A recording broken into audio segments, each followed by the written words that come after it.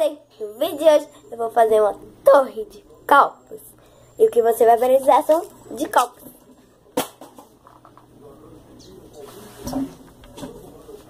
Você vai precisar de... precisar de 15 copos.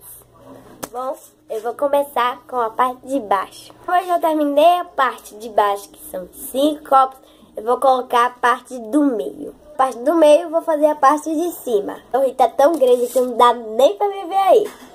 Bom, eu vou fazer outra parte e já gravo pra vocês. Que torre gigantesca.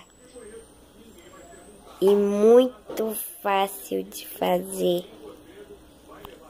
De vídeo, deixa seu like e se inscreva-se no canal, que eu já estou esperando por sua inscrição. Então, um beijo e tchau! Erros de gravação.